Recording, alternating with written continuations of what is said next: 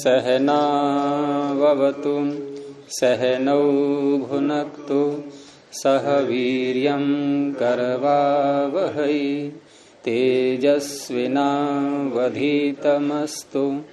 मा विद्विषावहै।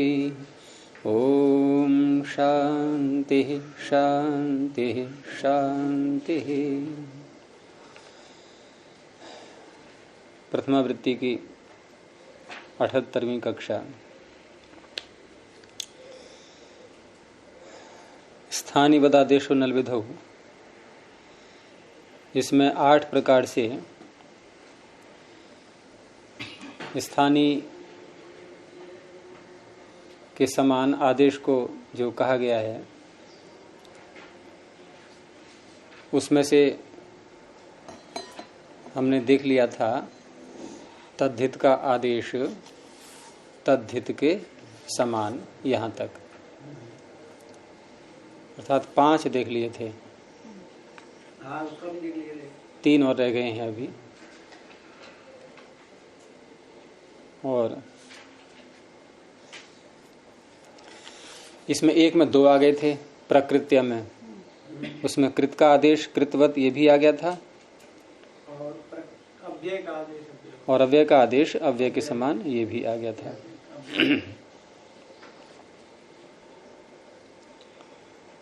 तो आगे अब आ रहा है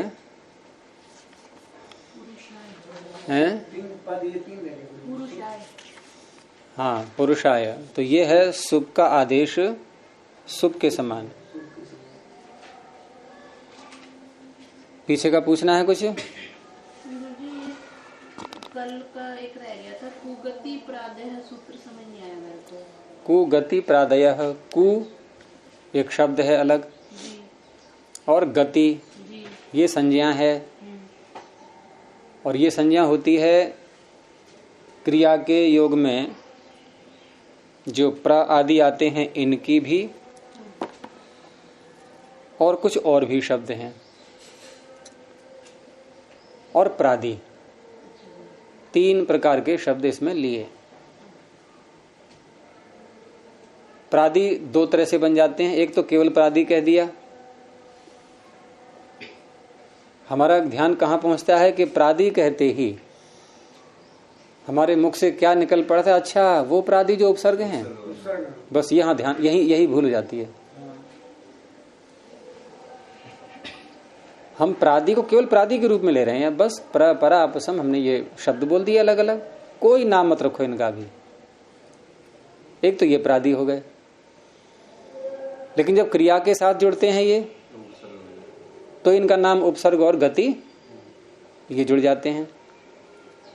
इनका नाम जैसे आगच्छति और गच्छति, तो गच्छति से पहले हमने जो आ जोड़ दिया, अब इसका नाम क्या है? उपसर्ग। उपसर्गाः क्रिया योगे। क्रिया का योग नहीं है तो उपसर्ग नहीं है। लेकिन एक नाम जो इनका कॉमन है वो हमेशा रहेगा, वो नाम है निपात। वो सदा रहेगा। निपात नाम सदा रहेगा, वो चाहे क्रिया के योग में हो या स्वतंत्र रूप से आए, क्योंकि वो प्राग्रीश्वरान निपाता जो सूत्र उसका अधिकार चल रहा है निपात संज्ञा का, वो प्रादयः सूत्र में भी आ रहा है, और प्रादयः का अर्थ ही यही है। वहां आप इन दोनों सूत्रों को अलग कर दो, प्रादयः अलग कर दो, उपसर्गाः क्रिया योगे अलग कर दो। अब प्रादयः का अर्थ क्या होगा? प्र आदि की निपात संज्ञा होती है। ठीक है। अब अगला सूत्र उपसर्गाः क्रिया योगे। जब ये प्रादि जिनको भी निपात कहा था, ये जब क्रिया के योग में आते हैं तो इनका नाम उपसर्ग भी होता है। अब 2 नाम हो गए। अब तीसरा आया सूत्र गतिश्च। उसने कहा कि यही प्रादि जिनको अभी उपसर्ग और निपात कहा गया था, 2 नाम तो ध्यान रखने पड़ेंगे ना, इनका नाम गति भी होता है क्रिया के योग में। अब क्रिया के योग में 3 नाम हो गए इनके। इन्हें आगच्छति में जो आ है, ये निपात भी है, उपसर्ग भी है, गति भी है। अब आगे दो चीजें चलेंगी। संज्ञा तो होगी, लेकिन इसमें किंतु है जो उपसर्ग के योग में होगा तो 2 संज्ञा होगी, और उपसर्ग से बाहर होगा तो क्रिया क्रिया क्रिया सॉरी, हाँ, क्रिया का योग होगा। दोनों में तो क्रिया का योग है, 3 संज्ञाएं ना दोनों में तो क्रिया का योग है। निपात से कोई प्राद है कहते ना गुरु जी, क्रिया के योग में क्रिया के योग में 3 संज्ञाएं हो जाएंगी। क्रिया के योग में 3 संज्ञाएं हो सकती हैं। उसका अपवाद नहीं मानेंगे, प्रादय का अपवाद के रूप में ही तो इसको मान लेंगे ना, उपसर्ग का क्रिया नहीं, कोई किसी का अपवाद नहीं। प्रादय जो संज्ञा कर रहा है उसको उपसर्ग क्रिया योग ने थोड़ी रोका है, अपवाद कैसे हो जाएगा। प्रादय ने क्या संज्ञा की? निपात संज्ञा कर दी, निपात। उपसर्ग क्रिया योग ने क्या संज्ञा की? उपसर्ग। कोई विरोध नहीं, 2 नाम हो गए। उसके कहते ही तो कह रहा ना, तो उसको हम उसको मान लेंगे कि किसके कहते हुए? प्रादय के बाद ही। अच्छा, हाँ, इसमें आप ये कहना चाह रहे हो उपसर्ग क्रिया होगी, ये कह रहा है कि नहीं, क्रिया के योग में आएंगे तो निपात संज्ञा नहीं होगी, इनकी उपसर्ग होगी। ऐसा नहीं, क्योंकि वहां प्राग शब्द पढ़ दिया है, प्राग ईश्वरात, उसको तो जोड़ दिया। यहाँ तक तो निपात को जाना ही है, कोई रोक नहीं सकता इसको, वो तो अधिकृत कर दिया पूरा। अब जो यहाँ पर उपसर्ग संज्ञा और हुई, इसकी एक गति और हुई। अब आगे केवल गति चलेगा और निपात चलेगा। अच्छा, ना करना उपसर्ग हो गया समाप्त। अगर नहीं करना तो गति वही कर देता ऊपर। हाँ, गति को आगे भी ले जाना है, इसलिए सूत्र अलग से बनाया वो। अब गतिष्ठ सूत्र तो इतना किया इसने कि क्रिया के योग में इनका नाम गति भी होता है, लेकिन गतिष्ठ के आगे ये सूत्र आएंगे। अब क्या है आगे? उरी आदि च्वी डाचश्च, यानी उरी आदि और च्वी और डाच, इनका नाम क्या होगा? गति। और निपात। चकार छोड़ो, निपात तो चल ही रहा है ना, वो कैसे छोड़ दोगे आप? उपसर्ग नहीं रहेगा, वो समाप्त हो गया। ठीक है ना। अब आगे गति गति गति ही चलेंगे सारी, और निपात सब में आता जाएगा, और ये पहुंचेंगे कहाँ तक? अधीरीश्वरे। हाँ, अधीरीश्वरे तक ये जाएंगे। अब जो सूत्र है कोगति प्रादय है, ये क्या करता है? ये एक तो कु शब्द लिया इसने। कु शब्द न तो ये उपसर्ग है, न निपात है, न गति, कुछ भी नहीं है, ये तो अलग से ले लिया गया है, और इसका अर्थ होता है बुरा है, कुपुरुष है, ये कु शब्द अलग है। और गति जिनकी संज्ञा है वो ले लिया। तो गति संज्ञा किन की है? जो क्रिया के योग में आएंगे ये, ठीक है। और प्रादि, अब जो इसने प्रादय शब्द कहा है, ये प्रादि कौन है? तो ये प्रादि जो 22 गिनाए गए हैं प्रादय में जो गिनाए गए हैं प्रादि, वो प्रादि हैं ये। लेकिन उन प्रादियों को जब लेंगे हम यहाँ पर, तो वो क्या नाम लेकर के आएंगे अपना साथ में? उपसर्ग क्यों लाएंगे? निपात। प्रादय सूत्र क्या करता है? फिर भूल गए तो निपात लेकर के आएंगे, निपात संज्ञा करता है।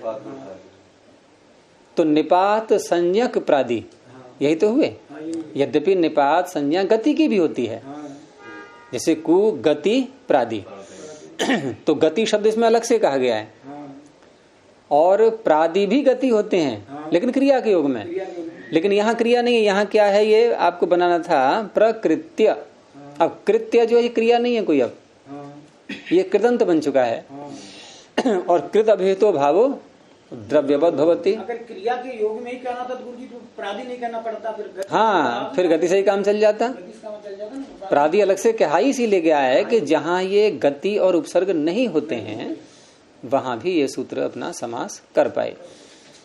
तो ये है कि कु शब्द, गति संज्ञक शब्द और प्रादि शब्द, इनका सुबंत के साथ समास होता है, और उसका नाम, समास का नाम तत्पुरुष। तत्पुरुष का सूत्र है ये, उसका नाम तत्पुरुष होता है। अब शंका क्या थी? दोबारा बोलो, तब मैं समझूं कि क्या उत्तर दूं। हाँ, ये 22 वाले यही इनको प्रादि बोलते हैं।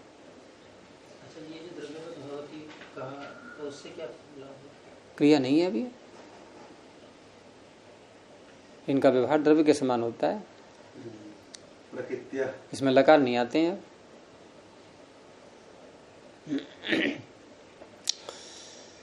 तो आगे पुरुषाय, सुप का आदेश सुप के समान। तो पुरुष शब्द से चतुर्थी विभक्ति का एक वचन ङे प्रत्यय ले आए, और अंग संज्ञा करके पुरुष की अंगस्य के अधिकार में, और अकारांत है ये, तो अकारांत जो अंग होता है उसके आगे जब ङे प्रत्यय आता है तो उसके स्थान में य आदेश हो जाता है। ङेर यह, ऊपर से आ रहा है अतो भिस ऐसे, पूरा करो वाक्य। नहीं, प्रश्न के समान उत्तर। आप ध्यान रखो, हमेशा प्रश्न जैसा वैसा उत्तर। मेरा प्रश्न है कि अतो भिस ऐसे, आपको तुरंत वाक्य पूरा करना है। अतः आ रहा है, बस, सारी बात मत बोलो आप। तो अकारांत अंग से उत्तर ङे है, ङे के स्थान में य, तो यह कर दिया पुरुष या।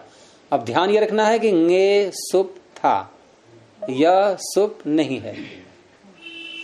अब सुप नहीं है और जब दीर्घ करने वाला हम सूत्र लाए सुपीच, वो कहता है कि ययादि सुप परे होगा तो मैं अदंत अंग को दीर्घ करूंगा। तो भाई कहा कि तेरा काम तो नहीं बनेगा, क्योंकि यहाँ ययादि तो है ये, लेकिन सुप नहीं है। तो ये सूत्र पहुंच गया तुरंत सहायता करने के लिए कि मैं बनाऊंगा इसको सुप। इसने कहा कि यह किसके स्थान में हुआ, कि ङे के स्थान में। ङे क्या था, कि सुप था, तो ये भी सुप होगा।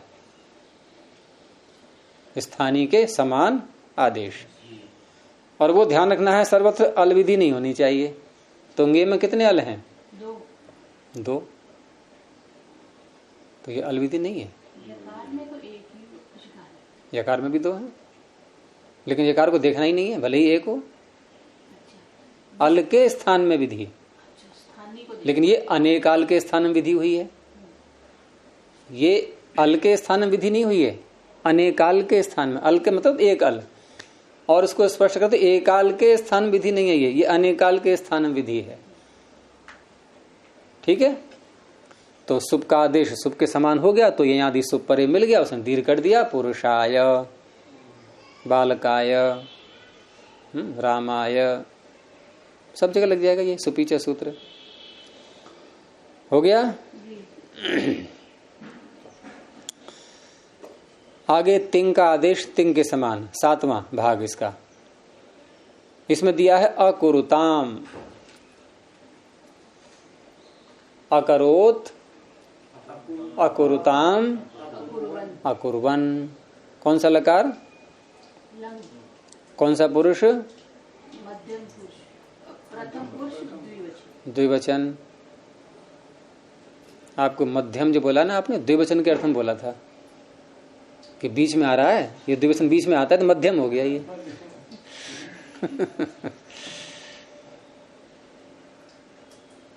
क्योंकि मेरे साथ तो जो है ना छात्रों का संबंध रहा ही है, सदा से ही पढ़ाई चलती रही है, तो मैं तुरंत पकड़ लेता हूँ कि ये क्या कहना, ये शब्द क्यों आया दिमाग में ये, क्योंकि ऐसा आता रहा है पीछे भी लोगों के। हाँ, तो मुझे बहुत अभ्यास हो गया इसका कि कौन क्या कहना चाह रहा है। व्याकरण की दृष्टि से बता रहा हूँ मैं ये। क्योंकि मध्यम बोल देते हैं इसको लोग, मध्यम वचन ऐसे बोल देते हैं बहुत से, कि बीच में है इसलिए मध्यम वचन हो गया। क्षेत्र में गुरुजी हम लोग अध्यापन करते हैं ना, जिस क्षेत्र में भी कोई पुरुषार्थ करता है, वो तो सु कहते हैं कि जगह ना, सु कहते हैं सुरूर पहुंच जाता है, तो समझ में आ जाता है कहना क्या चाह रहा है, कहाँ से शंका पैदा होगी। तो क्री धातु, लंग लकार, अब ये लकारों के सूत्र नहीं बोले जाएंगे, ध्यान रखना, अभी सब हो चुके हैं पीछे। और उसके स्थान पर प्रथम पुरुष का द्विवचन तस। धातु परस्मै, ये उभय पदी है, ये डुक्रे, तो शेषाद कर्तरी परस्मै पदम। उभय पदी धातु से हम जब भी परस्मै पद लाते हैं तो किस सूत्र से लाते हैं? उभय पदी धातुओं से। और एक है जो एक ही पद की है, यानी कि परस्मै पद की ही, एक उभय पद की है, तो परस्मै पद की ही जो है केवल, उससे परस्मै पद के सूत्र से लाएंगे, और जो उभय पद की है उससे परस्मै पद के सूत्र से लाएंगे। मेरे प्रश्न को फिर समझो पहले। जैसे पठ धातु है ये, तो पठ धातु जो है, ये फोन ले लेना। पठ धातु परस्मै पद की ही है। पठ धातु परस्मै पद की है कि नहीं है? तो उससे हम परस्मी पद के प्रत्यय किससे लाएंगे, पहला प्रश्न। दूसरा डुक्कनी करने, इसमें इंगित है और इंगित धातुओं को हम क्या बोलते हैं, उभयपदी। अब इससे जब परस्मी पद लाएंगे तो किस सूत्र से लाएंगे, इसका उत्तर दो। प्रश्न आ गया होगा समझ में। हमें परस्मी पद के तिप्त जी लाने हैं, लंग के स्थान में लंग लकार आया था यहां पर, और धातु है ये उभय पद की, तो किससे लाएंगे परस्मी पद के हम तिप्त जी। अब एक ही सूत्र है, शेषाद कर्तरी परस्मी पदम, वो संज्ञा सूत्र है। आप संज्ञा सूत्र क्यों बोल रहे हैं बार बार, विधि सूत्र की बात हो रही है। परस्मी पद किससे लाएंगे, मेरा प्रश्न ये नहीं था परस्मी पद संज्ञा किससे करेंगे, तो सूत्र एक ही है, शेषाद कर्तरी परस्मी पदम। अब आप ये प्रश्न कर सकते हो कि शेष कैसे घटाएंगे यहाँ पर हम, पठ में तो हमने शेष इसलिए घटा दिया कि पठ में अन्य कोई पद प्राप्ति ही नहीं हो रहा है, वो शेष हो गई। लेकिन ये शेष कैसे है क्रिय, तो ये शेष इसलिए है कि जो धातुएं इंगित होती हैं, इंगित, उनमें स्वरित इंगितः कर्तरि प्राय क्रिया फले से क्रिया का फल जब कर्ता को मिल रहा होता है तो आत्मनेपद के प्रत्यय आते हैं। तो क्रिया का फल जब दूसरे को मिलेगा तो उस अवस्था में आत्मनेपद किसी से प्राप्ति ही नहीं है, हो गई शेष, शेष हो गई नहीं। अब डुक्करी करने शेष कैसे हुई, इसलिए कि स्वरितः सूत्र से यहां क्रिया का फल कर्ता को मिलने से जो आत्मनिपद हो रहा था वो यहां नहीं हो पा रहा है, क्योंकि यहां क्रिया का फल कर्ता को कहना अभीष्ट नहीं है वक्ता के द्वारा, तो ये शेष हो गई। तो परस्मी पद करने का सूत्र तो एक ही है, यही शेषाद कर्तरि परस्मी पदम। तो तस आ गया, और धातु ये इससे लंग लकार लाए हैं, तो लंग लकार जब आता है या लुंग आता है या लृंग आता है तो अडागम भी होता है, अंग को, धातु को अडागम भी होता है। लुंग लंग लृंगशु अट उदात्त हो। अनद्यतने लंग से जो लंग लाए थे तो अडागम भी हो जाएगा, लुंग लंग लृंगशु अट उदात्त, और टित होने से प्रारंभ में आएगा तो अ क्री और तस। अब तस क्योंकि कर्ता में आया है ये लकार, तो तस भी कर्ता में माना जाएगा, और तिंग होने से तिंग शित सार्वधातुकम, तो कर्तावाची सार्वधातुक प्रत्यय परे हो तो क्या होता है, शप, कर्तरी शप से शप आ गया। अ क्री शप का अ और तस, ठीक है। अ क्री शप का अ नहीं प्राप्त हुआ, ये शप प्राप्त हुआ, और शप प्राप्त होने पर ये धातु है तनादि गण की, तो तनादि गण की धातु है, तो शप न होकर के या शप के स्थान में, मैंने दो पक्ष बताए थे आपको एक बार, तो शप जो प्राप्त हुआ है उसको न करके यहां पर ऊ कर लिया गया, तनादि कनिभ्य उहु। अब ऊ प्रत्यय कैसा है, सार्वधातुक है या आर्ध धातुक है, क्यों नहीं चल पा रहा है पता आपको, क्या शित है ये, क्या तिंग है ये, तो दो ही चीज तो पता करनी होती हैं। तो ये आर्ध धातुक है, अ क्री उ तस, इतना बन गया। और आर्ध धातुक हो या सार्वधातुक हो, गुण को तो जो है गुण दोनों अवस्था में जाता है, तो क्री को तो गुण हम कर ही सकते हैं ना, लेकिन उससे पहले जब कोई प्रत्यय करते हैं और उस प्रत्यय के स्थान में कोई आदेश होना होता है तो वो कार्य पहले कर लेते हैं, ये गुण आदि कार्य फिर बाद में करेंगे, आदेश वाला कार्य पहले कर लेते हैं। तो तस के स्थान पर ताम आदेश करने का सूत्र तस थस थमिपाम ताम तन तामह,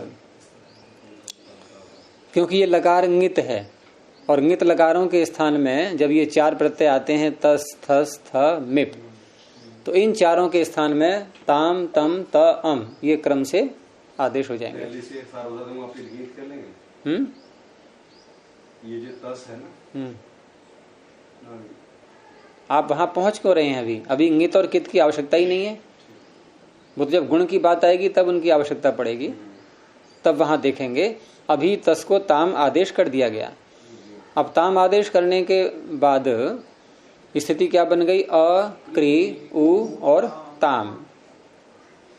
अब यहां गुण करने का सूत्र आया सार्वधातु कार्धातु कयो हो, और इससे कौन से प्रत्यय को मान करके गुण होगा? उ को मान के या ताम को मान करके गुण करना है? अंग को अर्थात क्री को, इगंत अंग को गुण करना है, तो गुण किसको मान के होगा? उ को या ताम को?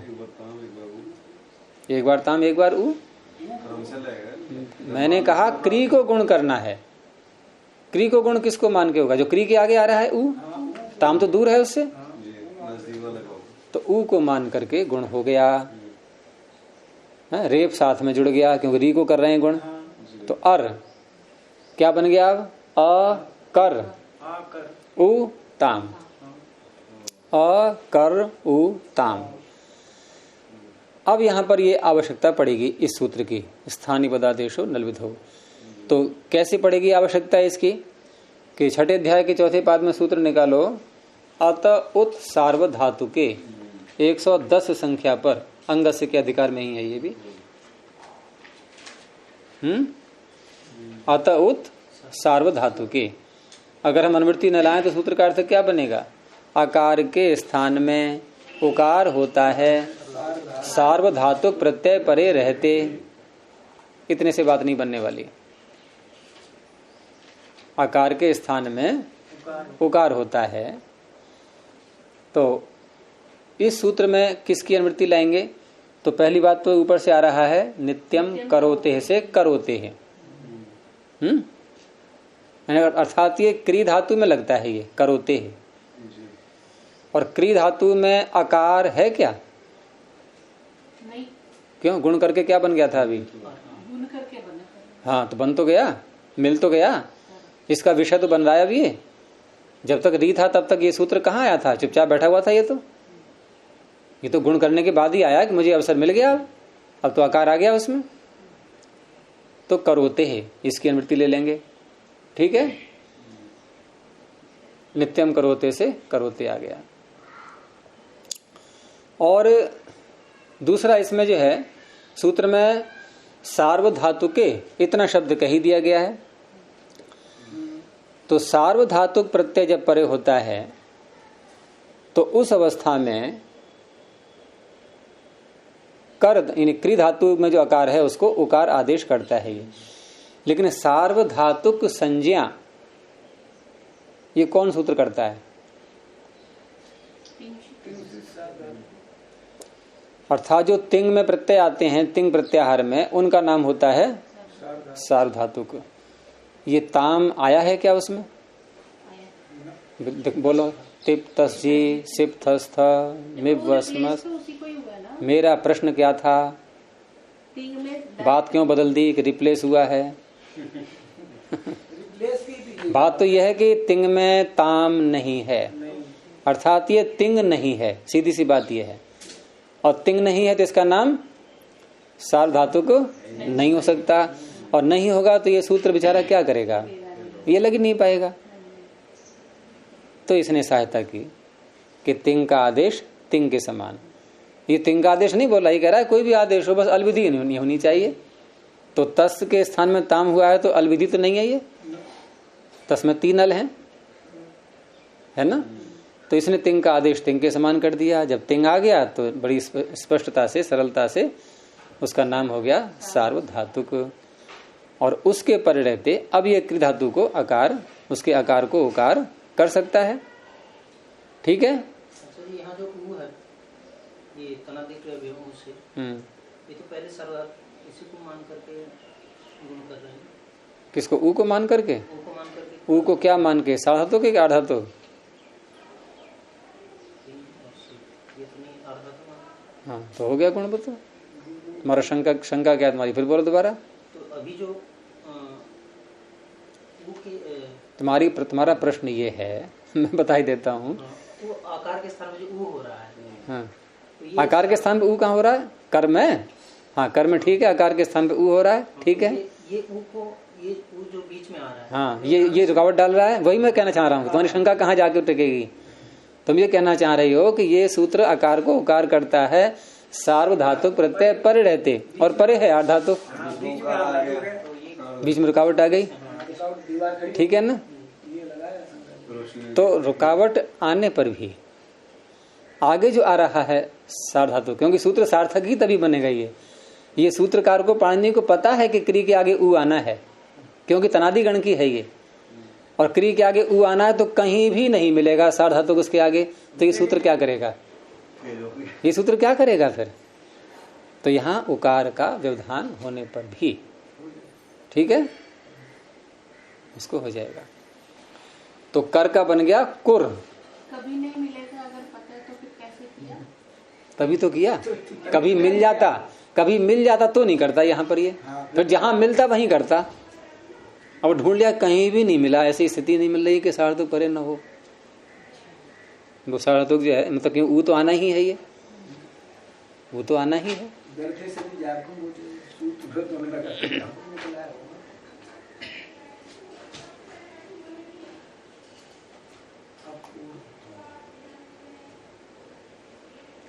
ठीक है। तो अ कर का बन गया कुर, अ कुर, और ताम है ही आगे, और उ प्रत्यय जो बीच में है उसमें रा में जोड़ दो उसको, अकुरुताम, ठीक है।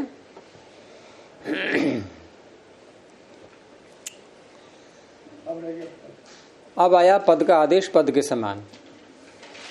तो ग्रामो वह स्वम, ग्राम क्या है, वह तुम्हारी, स्वम स्व है, संपत्ति है, तुम उसके स्वामी हो। ग्राम का स्वामी, नगर का स्वामी, तो जिसका स्वामी होता है कोई, वो वस्तु क्या होती है उसकी, स्व।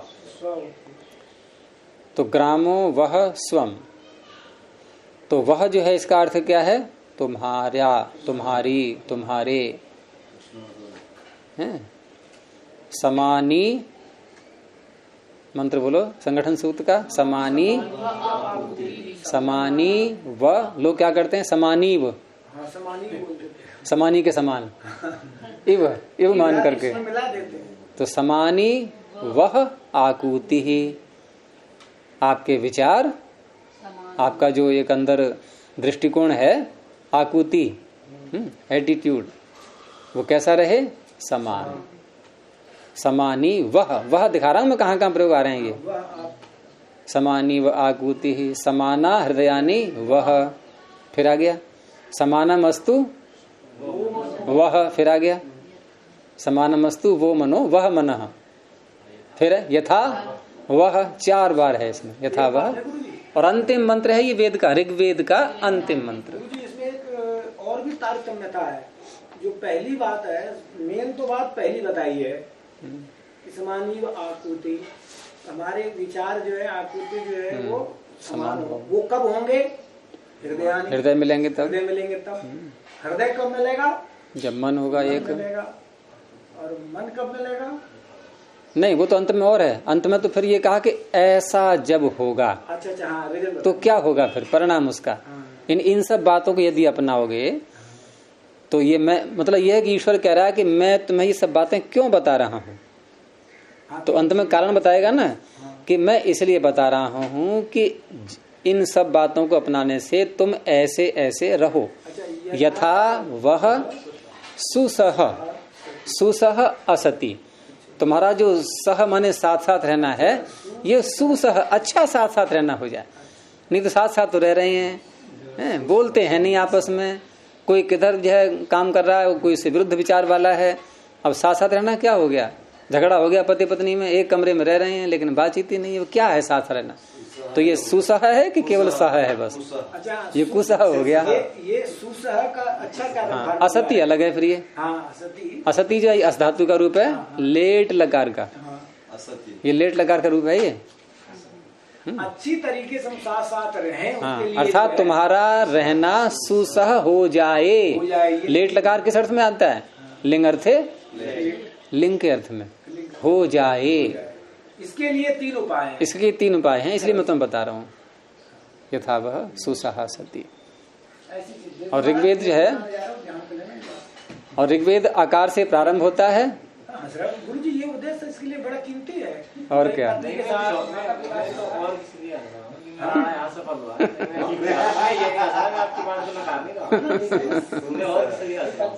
जब मिलेंगे तो जब आप दोनों के हृदय मिलेगा फिर मन मिला के रखना, तब आप माता पिता सबका जो समाज का हम लोगों का यदि सम्मान होगा ना तब महाराज को बनाए ऐसे ही उदाहरण। नहीं गुरु जी एक बार हम गए तो वो हमारे बेकुर को विवेकी गुरु जी ध्यान चेयर के अध्यक्ष हैं, तो रिटायर्ड हो गए तब थे, तो बोले कि बताओ चाय चले गर्म चलेगा ठंडा? गर्म के लिए नहीं कहना, ठंडा के लिए। बोले गर्म चाय ठंडा दोनों क्यों? बोले तो बोले फॉर्मेलिटी है, ठंडा गर्म को भी चलेगा। बोले इसलिए मुझे करना है ठंडा भी हमने काम चला लिया। तो यथा वह सुसहा सती। तो मैं कह रहा था कि ऋग्वेद कहाँ से प्रारंभ हुआ? आकार से। कहाँ समाप्त हुआ? इकार पर। और प्रत्याहार का पहला सूत्र क्या है? अ ई। आ पे प्रारंभ, ई पे समाप्त। सुसहा सती। अ ई, अग्निमीडे का अ और सुसहा सती का ई। अ ई हो गया। चलिए तो ग्रामो वहसम। गुरुजी अष्टाध्यायी भी तो ओ हो गया। हाँ, वहां भी आप कह सकते हो कि सारी अष्टाध्यायी के सूत्र सुनाओ। जैसे किसी ने कहा कि जब गड द इनको एक साथ बोलो, तो क्या कहेंगे हम? जश। प्रत्याहार बोल दिया नहीं। अब कोई प्रश्न करे कि सारी अष्टाध्यायी एक बार में बोलो, तो आप कह दो अ। तो वो कहेगा कि ये तो एक सूत्र हुआ अंतिम, तो आप क्या उत्तर दोगे? अब आप कहोगे एक सूत्र नहीं है ये, मैंने जो पहले अ बोला है ये अयुण का अ बोला है, दूसरा अ बोला है ये अ सूत्र के अंतिम वाला अ बोला है। हाँ तो ग्रामो वह स्वम, तो वह जो है तुम्हारा अर्थ जो उसका हुआ, तो इसकी जगह क्या आना चाहिए? युष्माकम। युष्माकम का जो अर्थ है वही वह का अर्थ है। अर्थात ये जो वह शब्द है ये युष्माकम के स्थान में किया हुआ आदेश है। और इसको समझने के लिए ये जब ये प्रकरण आई गया है तो ये 4 सूत्र हैं, इनको ढंग से समझ लो, बार बार न बताना पड़े। 8वें अध्याय के पहले ही पाद में निकालो, और ये एक ही जगह आए हुए हैं चारों सूत्र एक साथ। ठीक है, ये 20वां सूत्र पढ़ो पहले। और ये 4 सूत्र हैं त्वामऊ द्वितीयाया तक। और ये जो हम रूप चलाते हैं अहम आवाम वयम त्वम युवाम यूयम युष्मद अस्मद के रूप, इन दोनों शब्दों के रूपों में जो 3 विभक्तियों में 2-2 रूप बनते हैं, उन 2-2 रूपों को बनाने वाले यही 4 सूत्र हैं। युष्मद अस्मद का प्रकरण है ये 4 सूत्रों में। तो पहला सूत्र है युष्मद अस्मदो हो। कौन सी विभक्ति लग रही है? षष्ठी का द्विवचन। और इसी का आगे आ रहा है विशेषण, तो विशेषण भी उसी विभक्ति में आना चाहिए षष्ठी के द्विवचन में। वो विशेषण है षष्ठी चतुर्थी द्वितीयास्थयो हो। अब अर्थ क्या बनेगा? स्थ आ रहा है सब में, यानी षष्ठीस्थ चतुर्थीस्थ द्वितीयास्थ। इसका तात्पर्य हुआ कि ये सूत्र ये बने बनाए रूपों को पकड़ता है। जैसे हम लोग क्या करते हैं, अब तक सिद्धियां करते आ रहे हैं, तो हम सिद्धि करते हैं कि इस धातु से ये प्रत्यय, धातु अलग बोलते हैं, प्रत्यय अलग बोलते हैं, या कोई शब्द रूपों की सिद्धि करनी है कि पुरुष शब्द आया उससे फिर ङे प्रत्यय आया और पुरुष ङे ऐसे लिख करके दिखाते हैं। ये सूत्र का विषय नहीं है। ये कहता है कि पहले आप शब्द लाओ, प्रत्यय लाओ, और जो भी काम करना है परिवर्तन सारा कर लो, और मेरे पास रेडीमेड बना बनाया रूप लेकर के आओ, तभी अपना काम करेगा।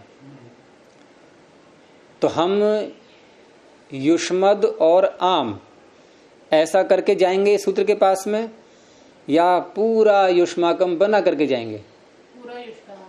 बस वही कह रहा है ये, नहीं तो स्थ शब्द का अर्थ नहीं बनेगा। फिर ये कहता है उस व्यक्ति में स्थित हो जाए, टिक जाए बिल्कुल, यानी कुछ नहीं करना है आगे, अब स्थिर हो गया।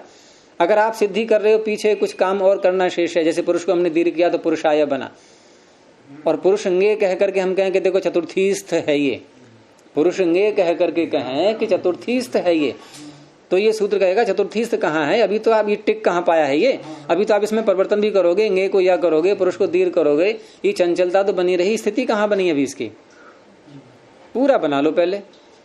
लेकिन इसके वो शब्द कौन है, दो, युष्मद और अस्मद। तो ये षष्ठीस्थ, षष्ठी विभक्ति में स्थित हो, चतुर्थी में स्थित हो या द्वितीया में स्थित हो, 3 प्रकार के शब्दों को लेता है ये, इन 3 प्रकार के रूपों को, और तीनों वचनों में, षष्ठी के तीनों वचन, चतुर्थी के भी और द्वितीया के भी।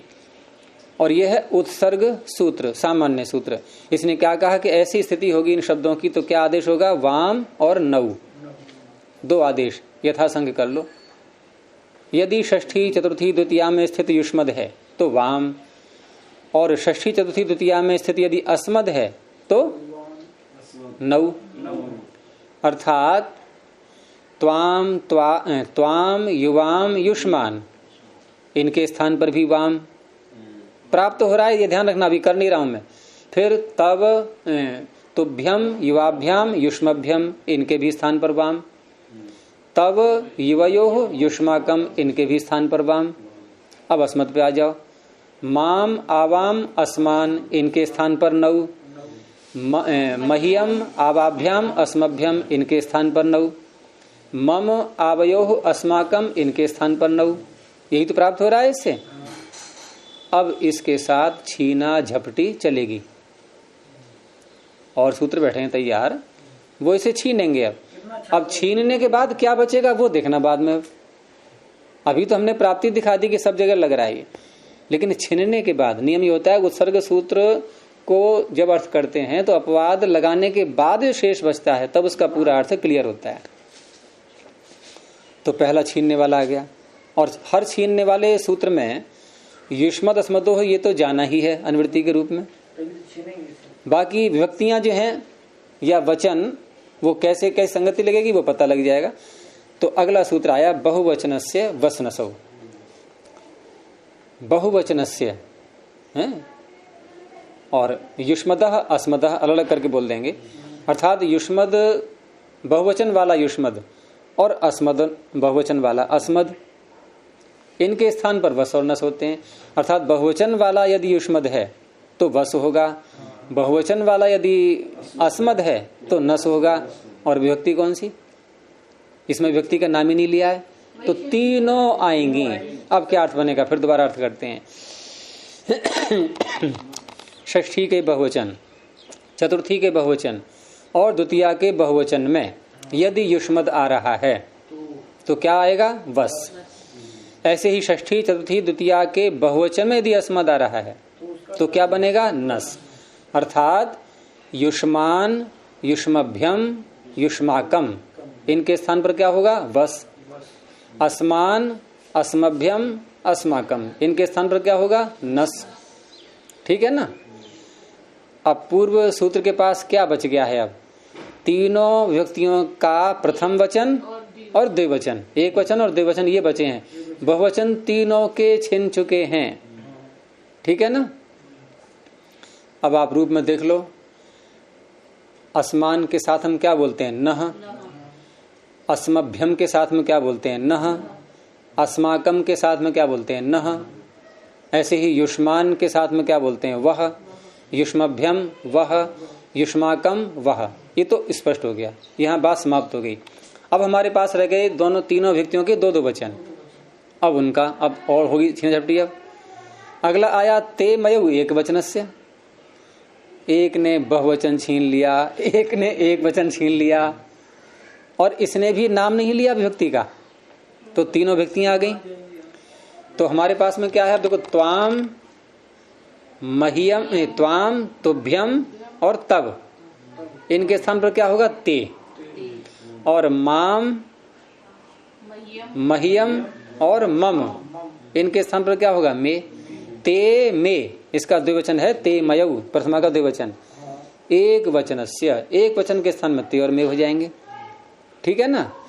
अब इसने क्या किया, अब पहले तो ये देखो कि पहले के पास क्या बचा है, अब केवल द्विवचन बचे हैं। अब केवल द्विवचन बचे हैं तीनों व्यक्तियों के, लेकिन इसने जो तीनों विभक्तियों के एक वचन छीन लिए हैं, तो एक और आया, जैसे किसी पक्षी ने कोई छीना ना, किसी पक्षी ने एक पक्षी से छीन लिया उसका चुग्गा और लेकर के चल पड़ा, रास्ते में एक और आया, थोड़ा उसने छीन लिया उसमें से। तो ये इसने छीना युष्मद अस्मद सूत्र से, पहले वाले से, इससे छीनने वाला एक और बैठा तैयार आगे। क्या समझ में आया? इसने तीनों व्यक्तियों के एक वचन को छीन लिया, तो अगला कह रहा है तो तीनों व्यक्तियों के नहीं लेगा, थोड़ा सा मैं लूंगा इसमें से, यानी एक वचन में ही छीनेगा अब वो। तो वो क्या कह रहा है? त्वामऊ द्वितीयाया, अर्थात तीनों व्यक्तियों का नहीं, क्योंकि यहाँ पर द्वितीया का नाम ले दिया है, अब तीन व्यक्तियां नहीं है। देखो पीछे दो सूत्रों में वचन आया था, बहुवचन से और एक वचन से, यहाँ व्यक्ति का नाम आया है। तो व्यक्ति का जो नाम आया है और एक वचन से की आ रही है अनुवृत्ति ऊपर से, तो क्या अर्थ बनेगा कि द्वितीया का जो एक वचन है, जो कि पिछले सूत्र ने ले लिया था अभी ते और में करने के लिए, इसने कहा नहीं, अगर द्वितीया का एक वचन है युष्मद अस्मद का, तो त्वा और माँ ये आदेश होंगे, त्वा और माँ। तो युष्मद का क्या बनेगा द्वितीया में, एक वचन में नहीं, वैसे क्या बनता है? त्वाम। तो त्वाम को तो कर दिया इसने त्वा, और अस्मद का क्या बनता है द्वितीया के क्वेश्चन में? माम। माम का कर दिया माँ। अब कार्य पूरा हो गया। अब क्या स्थिति निकल कर के आई अंत में? फाइनल क्या हुआ कि द्वितीया तीनों व्यक्तियों के जो एक वचन है उसमें द्वितीया के एक वचन में तो त्वा और माँ होंगे, और चतुर्थी और षष्ठी के एक वचन में ते और में। अब बहुवचन वाले तीनों व्यक्तियों के वस और नस, और द्विवचन वाले तीनों व्यक्तियों के वो पूर्व सूत्र का बच गया, आप केवल वाम और नव। बस ये है इनका सारा रहस्य। उलझन आ रही है कोई? एक बार फिर इसको सोचना है सही, ठीक है? तो इस तरह से ये सारे कुल मिलाकर के आदेश कितने हैं ये, अगर हम संख्या करें इनकी, तो वैसे आदेश की गिनती करें कितने स्थान पर होते हैं वो नहीं कह रहा हूं मैं, इनके स्वरूप कितने आए। देखो वाम नव वस नस ते मे त्वा मा, 8 हैं ये। अब 8 को हम कहां कहां रखेंगे और कितनी जगह रखेंगे ये देखा जाएगा। जैसे वस और नस, इनको हम दोनों शब्दों के रूपों में कहां रखते हैं? बहुवचन में। तो कितने हो गए ये? 6। वाम और नव इनको रखते हैं द्विवचन में, ये भी कितने हो गए? 6। 6 और 6 12। और इधर त्वा और माँ कितने स्थान पर रखते हैं? एक जगह। तो 12 और 2 14। और ते और में कितनी जगह रखते हैं? 4 जगह। तो 14 और 4 वैसे 18 हैं सब मिला करके ये, लेकिन स्वरूप से देखें तो ये कितने हैं? 3 और 3 6 और 2 8 बनते हैं। और ये पूरे रूप के स्थान में हो जाते हैं। अगर आपने त्वा बोल दिया तो त्वाम को बिल्कुल नहीं बोलना है। अगर आपने वह बोल दिया तो युष्मान नहीं बोलना, युष्मभ्यम नहीं बोलना, युष्माकम नहीं बोलना। यहाँ यही स्थिति है। यहाँ क्या था हमारे पास में? युष्माकम, यानी ग्रामः युष्माकम स्वम। तो सूत्र आ गया सीधा, बहुवचनस्य वसनसौ। युष्मद अस्मद की अनुवृत्ति आई रही है इसमें, और षष्ठी चतुर्थी द्वितीया भी आ रही है कि षष्ठी चतुर्थी द्वितीया में स्थित जो युष्मद अस्मद का बहुवचन का रूप है, उनके स्थान पर क्रम से वस और नस हो जाते हैं। तो यहाँ नस आदेश वो वस आदेश हो गया। तो पूरे युष्माकम के स्थान पर अनेकाल शित सर्वस्य, अनेकाल है ना ये कौन? बस। ये क्या उत्तर हुआ? क्या कहता है अनेकाल शित सर्वस्य? ये आदेश को कह रहा है अनेकाल हो या स्थानीय को कह रहा है? फिर तो युष्माकम से क्या मतलब? आदेश वस, ये देखना ये अनेकाल है। तो पूरे के स्थान में हो गया ग्रामो वस स्वम। अब यहां पर जो वस में सकार है, इसको रू करना है, लेकिन रू करने के लिए पद चाहिए, क्योंकि पद के अंत में विद्यमान सकार को रू करता है स सजुषो रूह। लेकिन ये पद संज्ञा कैसे करें इसकी? हम पद संज्ञा होती है सुबंत की और तिंगंत की। तिंगंत का तो यहाँ कोई प्रश्न है ही नहीं, सुबंत भी नहीं है ये, क्योंकि इसके आगे हम कोई सुओजस प्रत्यय लाए ही नहीं थे। हम तो पूरा बने बनाए युष्माकम के स्थान पर वस लाके रख दिया। युष्माकम तो सुबंत था, ये सुबंत नहीं है। तो अब ये सूत्र आ गया नहीं, हाँ सुबंत बनाया इसको, सुबंत तो बना लिया, ठीक है। युष्माकम के सुबंत होने से उसका नाम क्या था? पद। लेकिन वस पद नहीं है, वस पद नहीं है। नहीं, सुबंत को छोड़ दो बिल्कुल आप, हमें केवल पद शब्द को लेना है। युष्माकम सुबंत होने से पद था, और ये युष्माकम के स्थान में आया है, लेकिन ये पद नहीं है। तो पद का आदेश पद के समान और अनल विधि है ये।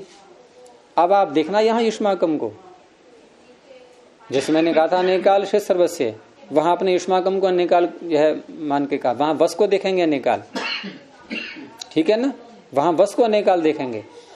लेकिन यहां जो लग रहा है सूत्र स्थानीय पदादेशो अनल विधौ कि अल विधि में नहीं लगता, तो ये अनेकाल विधि अनेकाल होना ये किस में देखेंगे? अब वस में या युष्माकम में? अब युष्माकम में देखेंगे, क्योंकि युष्माकम के स्थान में वस हुआ है, तो अल के स्थान में विधि नहीं होनी चाहिए। अल के स्थान में नहीं है, अनेकाल के स्थान में है। तो भेद कैसे करेंगे? दोनों में अल नहीं होना चाहिए, दोनों अनेकाल। क्यों? वहां आदेश कहाँ हो ये बताया जा रहा है, तो वह आदेश में देखेंगे अनेकाल है। वस कहाँ हो? युष्माकम में किस जगह बैठे वो? तो कहा सर्वस्य, पूरे के स्थान में बैठेगा। अब यहाँ युष्माकम के स्थान में जो वस आ चुका है, अब उस पर निगरानी हो रही है कि ये जो वस आया है ये कितने अल के स्थान में आया है। अभी तो ये था कि वस कितने अल वाला है, अब क्या प्रश्न है कि वस कितने अल के स्थान में आया है। तो अनेक अलों के स्थान में आया है। कौन से थे अनेक अल? वो युष्माकम। तो ये विधि कैसी है? वस आदेश रूपी विधि कैसी है? अनल विधि है। वो क्या नाम? अल, हाँ अनल विधि है ये, और अनल विधि में ही करता है ये स्थानीवत, अल विधि में नहीं करता। तो इस तरह से ये जो 8 प्रकार के उदाहरण थे ये सब पूरे हो गए। और इसमें ये वस का उदाहरण दिया इन्होंने, वह यानी कि सा को रू हो गया पद संज्ञा होने से, तो ग्रामो वह स्वम। ऐसे ही अस्माकम के स्थान पर यदि नस करेंगे तो वहां भी पद का आदेश पद के समान होकर के सकार को ऋतु विसर्ग हो जाएगा। ग्रामो नह स्वम, उसका क्या अर्थ हो जाएगा? ग्राम हमारी संपत्ति है और ग्राम तुम्हारी संपत्ति है। ग्रामो वह स्वम, ग्रामो नह स्वम, इस तरह से बनते हैं ये।